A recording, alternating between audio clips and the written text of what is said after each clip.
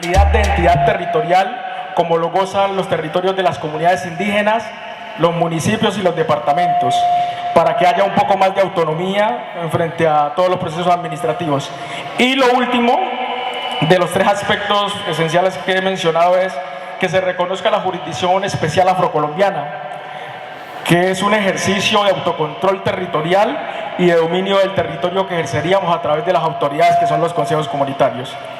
Serían esos 3 aspectos. Y ya entrando en materia, como padecemos de estos aspectos, en los territorios nuestros se han venido gestando 2 tipos de situaciones. La primera, que es algo que se inició en el año de 2007, tiempo antes de que el gobierno promulgara todo ese proceso de la locomotora minera, en el territorio de Santander de Quilichao y en los consejos comunitarios de Aires de Garrapatero y San Juan de Garrapatero, hay un contrato de concesión que el Estado es vigente, lo que significa que es uno de los títulos de concesión más avanzados del país y del Cauca. Hay en este municipio 2, en Buenos Aires hay 2 y en Rosas, en este mismo departamento, también hay 2 contratos de concesión. Pero al que yo hago referencia es el contrato de concesión GDK 09E, que se le adjudicó a la transnacional Anglo Gold Ashanti, que es la segunda después de Great Star en el planeta en explotación minera. O sea, es uno de los tentáculos mineros económicos más grandes del planeta. Y pues ya pasó todo el proceso de prospección y exploración. Ahora lo que falta es el montaje y explotación, pero pues tenemos algunas herramientas jurídicas, como es el tema de la consulta, la jurisprudencia de la Corte Constitucional T 1045A, que fue a través de un fallo de tutela que instauraron los compañeros del Consejo Comunitario de la Toma. Entonces hay varios elementos jurídicos que permiten dar la pelea frente al Estado en términos de lo que se puede hacer con la transnacional. Hay pues también dentro del territorio un proceso de explotación que se viene dando desde el año 2008, o sea, coincidencialmente, cuando la multinacional empezó a hacer la prospección, que es hacer la recolección de pruebas fisicoquímicas para ver si hay material, a qué profundidad está y todo ese cuento, inician los primeros mineros a llegar al territorio. En ese momento llegaron a un territorio conocido como Quinamayo, que hace parte del Consejo Comunitario Curpac, que es un consejo comunitario de aquí del municipio, y desde ahí se inició a hacer una explotación, alrededor de 3 años explotando. Llegaron hasta la vereda de la Toma, más o menos. Podríamos estimar que se hizo una explotación de más o menos 4 kilómetros sobre el delta del río, que es todo el aluvión del río, sobre lado y lado. En ese proceso de exploración y explotación se acabó con toda la capa fértil, se contaminó el río y pues las comunidades que tenían de una u otra forma las parcelas, ya fuese porque se vieron tentados por los recursos que dan los mineros, o porque las maniobras del río o las formas coercitivas que utilizan ellos, fueron quedándose sin las parcelas. Ese fue como uno de los primeros momentos. En ese momento, según los censos que logramos hacer, habían alrededor de 60 retroexcavadoras en ese término de tiempo, en ese lapso, y más o menos 9 entables de explotación, que cada entable representa una mina. Ahí pues hubo como un primer momento donde el proceso paró. Las secuelas y las experiencias que nos dejó eso fue que quedaron niñas embarazadas de personas que hoy no se sabe cuál es el paradero. El río quedó en condiciones de contaminación, la capa fértil en condiciones de no recuperación y un poco empobrecida nuestras comunidades, ya que muchas de esas laderas del río son aprovechadas para el usufructo y la siembra de la caña panelera, que es como el motor de la economía de esa zona, y al verse toda esa zona sin en dónde hacer los cultivos, los trapiches, que son los que mueven la economía, se fueron viendo en quiebra. En el año 2012, septiembre, inició un nuevo proceso de incursión minera, ya en esta vez en una de las veredas del Consejo Comunitario San Juan de Garrapatero, en Ardovela exactamente. Aquí cabe la pena mencionar que aquí siempre se ha hecho la referencia de la explotación minera en Santander como en el Palmar, pero la explotación minera ha tenido tránsito en todo el río. El Palmar se toma como referencia, pero hoy la explotación fuerte se encuentra en San Antonio. En el Palmar hay explotación de pronto, pero de todos los entables o todas las explotaciones mineras que hay en el territorio, lo más fuerte hoy está concentrado en todo lo que es San Antonio y parte de Ardovela. En esa zona, desde que se hizo el montaje de un entable minero hasta hoy, según el censo que realizamos hace más o menos 4 meses, pues de 4 meses acá eso muta, porque eso diariamente entran retroexcavadoras y entables. Habíamos hecho cuantificado alrededor de 28 entables mineros y la cifra de retroexcavadora eran 105 en esa época. Hoy, si no han subido, estamos en los mismos, aunque yo creo que ya va disminuyendo por un aspecto importante, que es se ha venido haciendo la explotación de una forma desmedida del río, y como se va haciendo la explotación de una forma desmedida y está entrando mucho minero del aluvión, que es toda la mina y todo el oro que hay a la orilla del río, se va disminuyendo porque hay mucha competencia. Eso podríamos mencionarlo como un aspecto positivo, porque uno podría decir, ya las tierras están acabando y al acabarse ellos van a verse en la obligación de desplazarse hacia otros sitios. Pero ¿cuáles son las consecuencias de que se desplacen?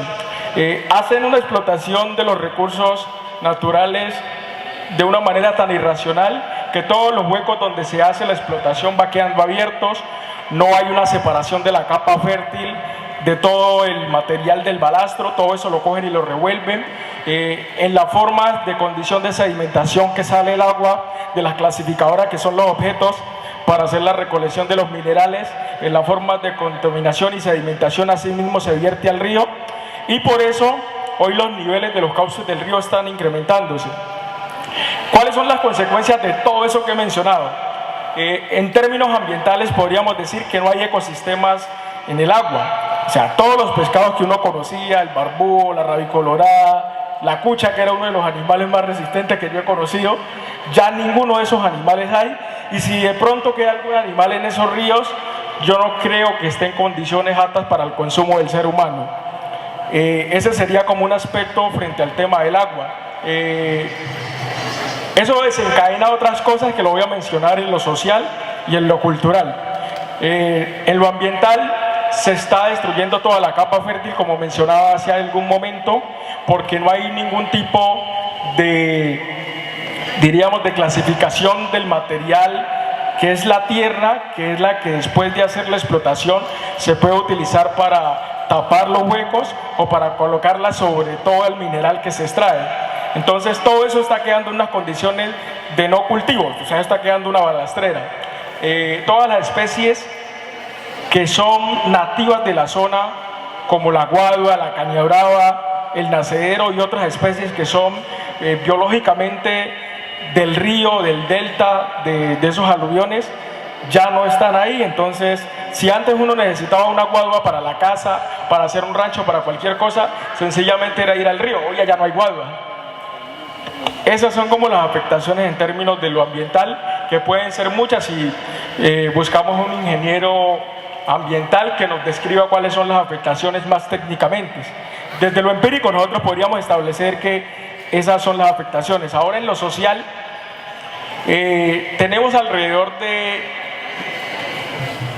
7 invasiones allá en el territorio, en los 2 consejos comunitarios. Pues la invasión normalmente tiene la característica de que se hace por vía fuerza, hay coacción de quienes invaden el bien, pero pues allá no hay coacción, hay un poquito de complicidad de los dueños de los terrenos, porque están alquilando a un valor de 20.000 pesos más o menos unos cambuches para que la gente de otras zonas del departamento y de otras zonas del país se vayan a vivir allá y puedan hacer usufructo de todos esos minerales que se están explotando allá. Esa afectación nos ha conllevado a que hoy allá hay prostíbulos. Nosotros nunca nos imaginábamos en un territorio donde una comunidad tan tranquila y tan sana hubieran prostíbulos donde se llevan a hacer espectáculos nocturnos como strippers, striptease y strippers. Llevan hombres y mujeres a que hagan shops nocturnos donde se desvisten y van los niños a las galleras y se encienden la gente a plomo y una cantidad de cosas. Entonces, todo eso está generando unas afectaciones y cambios desde la cognición de la gente, y hoy en nuestras comunidades es doloroso reconocerlo, pero la mayoría de las personas, más o menos 4 veredas que hemos logrado identificar, se están armando, y armando es comprando 9 milímetros, 38, que son armas de fuego, para supuestamente defenderse de todo lo que está pasando y de las secuelas que va a dejar este proceso. Otros aspectos en lo social es que hay presencia de grupos armados legales e ilegales. Aquí hay que decirlo así en estos términos. Yo particularmente veo que hay una complicidad o una negligencia, o no sé en qué término establecerlo, de la policía y el ejército, porque como es justo que hoy hay un proceso de desalojo de los centables y ayer en la noche lo escondieron, que es la retroexcavadora. Pues legalmente, si los objetos que están haciendo la extracción de los minerales no son detenidos en flagrancia, que es como coloquialmente se dice, con las manos en la masa, no pueden ser judicializados. Entonces, si hoy se hace el operativo, llega la fuerza pública, ayer a las 6 de la tarde se escondieron las maquinarias y como no están en flagrancia no pueden ser judicializados.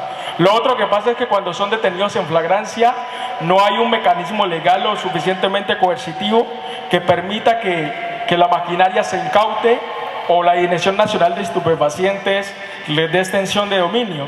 Entonces, 48 horas después de haberse hecho la decomisación de la maquinaria, podemos ver que se dejan nuevamente en las calles para que sigan haciendo lo que están haciendo.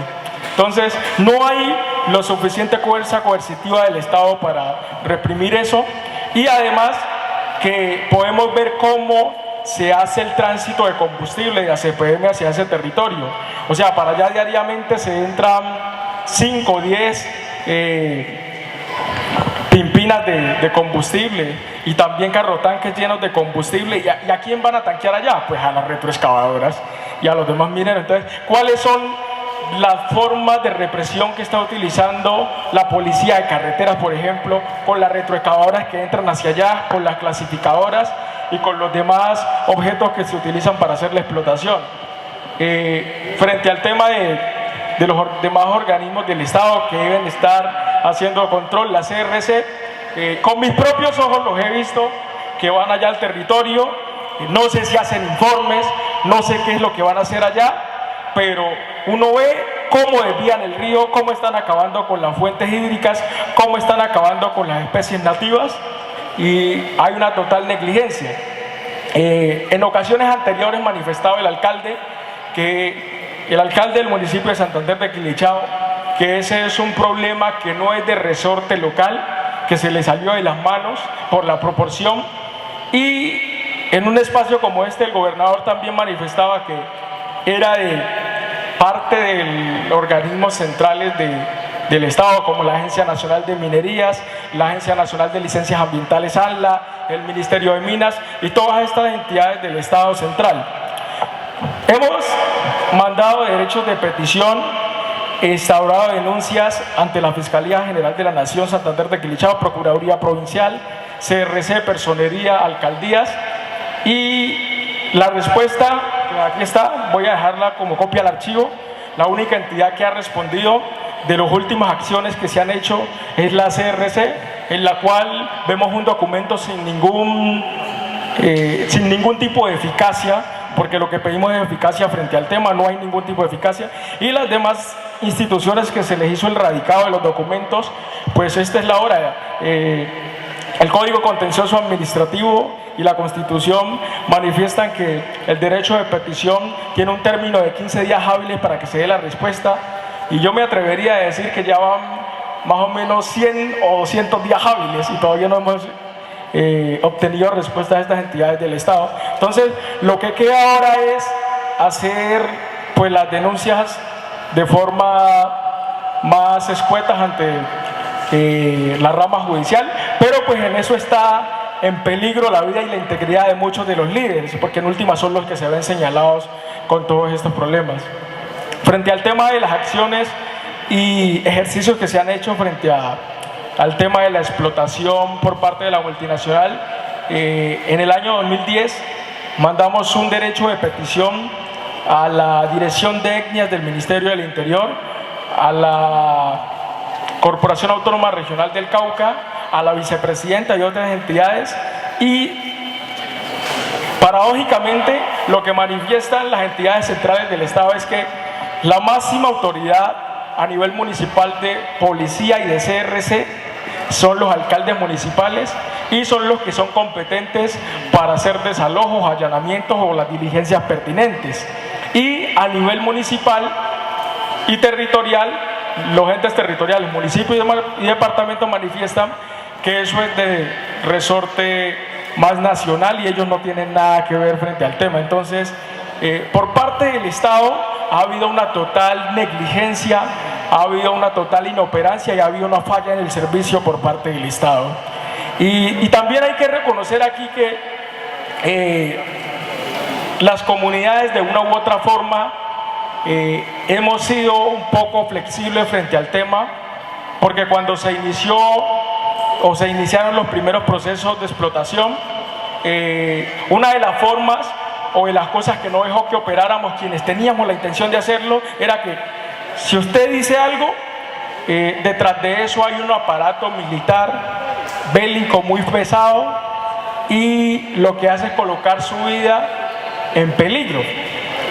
Entonces, debido a esas circunstancias, quien tenía en sus adentros hacer cualquier derecho de petición, cualquier acción de movilización se había cercenado porque no había el suficiente apoyo, porque todo el mundo vivía como con ese temor y ese terror de que eso pertenecía a la BACRIM, a la guerrilla, a los paramilitares, que en últimas uno no sabe de dónde vienen los dineros de eso, pero pues con las últimas acciones que hemos venido haciendo nos hemos dado cuenta que más allá del código de minas, más allá de la consulta previa, más allá de todos los derechos de petición, acciones de tutela, acciones populares y todos los mecanismos jurídicos que se puedan instaurar frente a ese tema, está el actuar de las comunidades, y el actuar de las comunidades es sencillo. Lo primero es que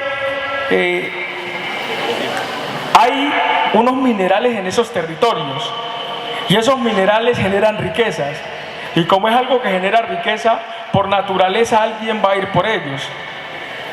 Hay que buscar la forma, que esto es algo que casi no se ha dicho, pero hay que empezar también a manifestarlo, y es cómo esa explotación de esos minerales se convierte en una fuente de sustento, o no sé si riqueza, para las comunidades que hacen parte de los territorios, pero de una forma tan indiscriminada con el medio ambiente y la sociedad no.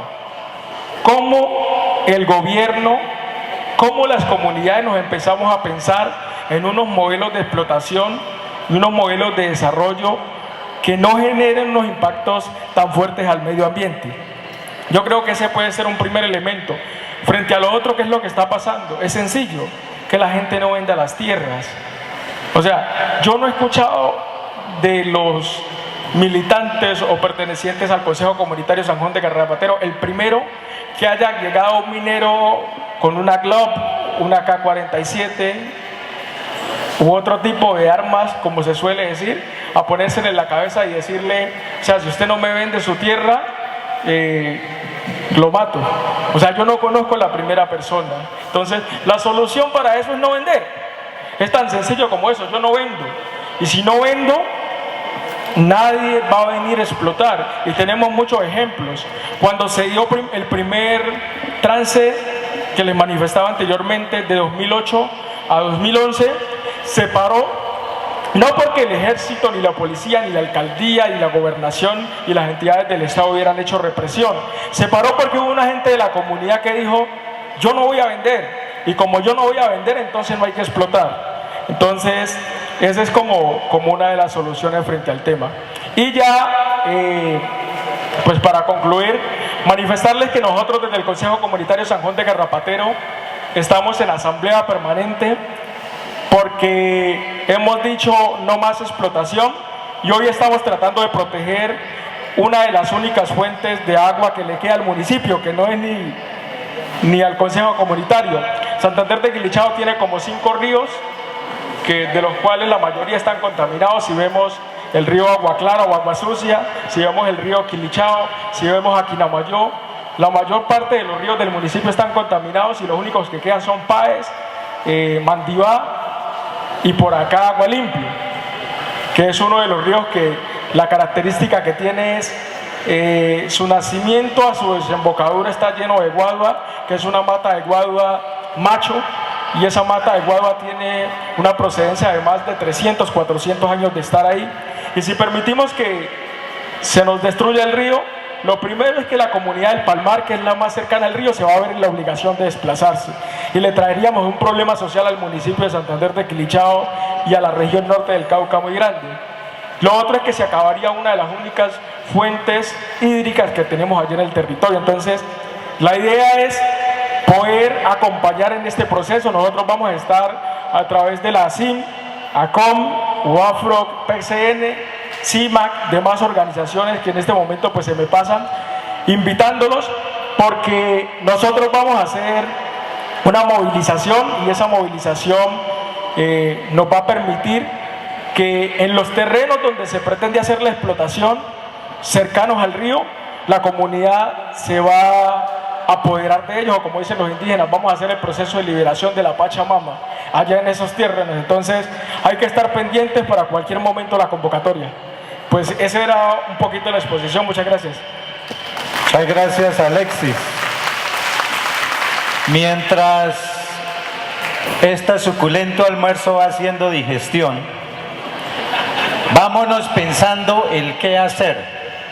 Hay elementos comunes, problemas comunes, riesgos comunes. Hay una voluntad manifiesta de unirnos para actuar de manera conjunta. Las autoridades municipales han reconocido que no tienen ni fuero, ni competencia, ni margen de acción para las soluciones respecto al problema de la minería ilegal, pero hay una realidad que hay que atender de manera urgente. Solucionar el problema del avance de la minería ilegal, exterminando el territorio, no espera 3, 4, 5, 10 años. Es ya,